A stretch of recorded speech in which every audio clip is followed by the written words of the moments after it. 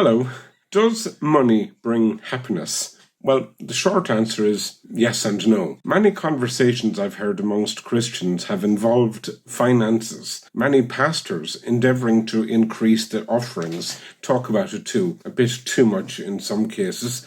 Some wives give their husbands a hard time if they don't bring home enough bacon. Some husbands are terrified to let their wives out to the shops on their own, especially with their credit cards. So yes, strife can get into a home for financial reasons, and consequently, happiness departs. We live amidst a cost of living crisis. Builders who have signed contracts to erect homes will have found that the price of materials has quite gone through the roof. God knows the grief this must be causing tradesmen. Basic groceries have gone to the point that even someone who's frugal wouldn't have much change left from €50 in a supermarket. As Christians, how do we face these times? How do we face the worries that, for unbelievers, must surely bring utter desperation? Are all Christians happy with their financial lots? Some aren't. In 2 Kings, Elisha met an indebted widow who only had 1 jar of oil left, but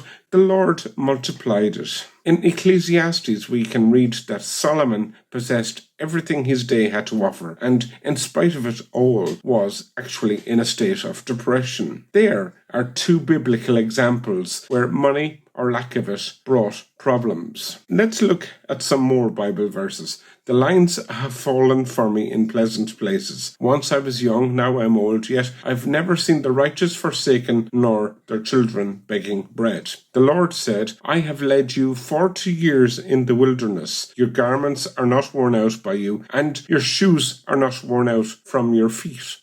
Let's let the last word come from Proverbs chapter 30. Remove far from me vanity and lies. Give me neither poverty nor riches. Feed me only food sufficient for me, lest I be full and deny thee and say, Who is the Lord? Or lest I be poor and steal, and so take the name of my God in vain. This is the word of the Lord. Thanks be to God.